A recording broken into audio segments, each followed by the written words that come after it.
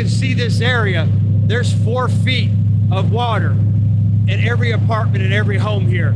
This is an area that doesn't have a lot of money, that doesn't have a lot, and the little bit they did have is gone. You'll see their cars are underwater. Oh my gosh, this is all just totally underwater. You'll see the water comes up to the windowsill.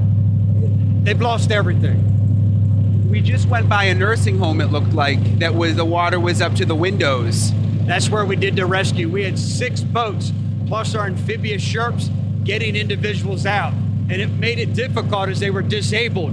We had to get their wheelchairs and their walkers and everything and help lift. The men and women did an incredible job making sure that they got out of 4 feet of water, afraid that it was gonna go even higher. Any injuries that you've seen so far? I mean, some of the people look so like old and fragile as it is. Right before we came on air, we were out and there was a 14-year-old that did the right thing and evacuated. The problem was he was walking home, it got too deep. He wasn't a good swimmer. He was flailing his arm, getting our attention. We ran over there, he was on a board, floating because he was tired, he's not a strong swimmer. Almost like something out of the movie Castaway. Oh my gosh. We pulled up, rescued him. He had latched onto us. He was so grateful. As you can see here, this water's up to the windowsills. I mean, they have 4 feet of water in their homes. They've been stuck on the 2nd floor the whole time. We've been up providing opportunity for those individuals that want to get out, to get them out. So these folks, I guess, are not wanting to leave right now? Not yet. You can see there's not many left. We got a lot of them out. Obviously on the 1st floor, they had to get out. They had no choice unless they wanted to stay trapped in 4 to 5 feet of water. But you'll see these cars are underwater. Up here on the left, when we get here a minute, you'll barely recognize the fact that you can see how high the water is on the street signs here. You know, again, look at some of the cars underwater. This is horrible, and this water has nowhere to go.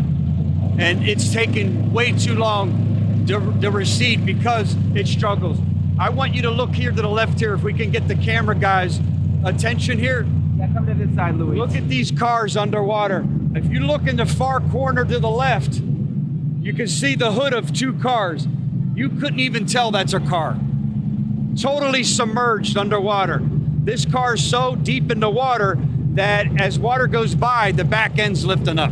This is a church right here, it looks like. This is a church. Again, this is a little bit of a migrant community, a Latino community. Here's their church, and it's gone. They've lost it. Are you worried at all, Sheriff, that like there could be people that didn't make it? I'm just thinking like with the water and all the old people that we've seen. Great question. We're out here. We have a heavy presence. We're ready to go door to door when it comes. We're giving people an opportunity to get out. There's some calls coming in that we're answering. At some point, we'll be knocking on every door to see if we can get a response, to make sure that if someone's in there crying for help, that we make sure we're doing everything we can to rescue that person. And is this an area that normally floods? This never floods. I'll tell you a story. 33 years ago, when I became a deputy sheriff, this is where I started. This is where I fell in love with this community.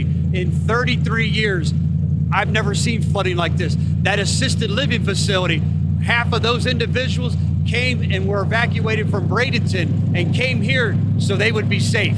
Because a lot of times in Florida, you think, oh, there's the places that always flood, but this isn't that place. This isn't it. The south end of the county, over by our airport, South Tampa, never here. We've never seen flooding here.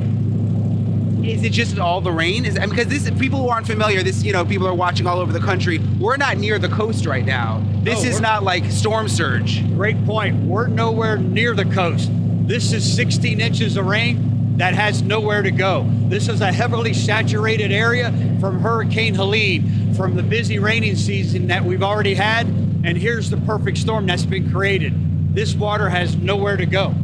You guys are doing incredible work. I mean, we've been out here for probably 2 hours out on the road, and like the deputies are just incredible. I mean, it's incredible to see, and just their attitude too. With they went through the storm yesterday. We're chatting with some who don't have power, who have damage, but everybody's just trying so hard. It's really like amazing. It really warms your heart. You can't even really put it into words. It is. This is the good side of humanity. You know, they had a big storm 2 weeks ago they had to deal with. They're exhausted. They've been sleeping at the office, so we know they're there and they know that they're safe. They've been away from their families, and you would never be able to know that that's the case here, because they're here with a smile, they're dedicated, they're committed, and they're here to lend that helping hand. You couldn't make one of these deputy sheriffs go home right now.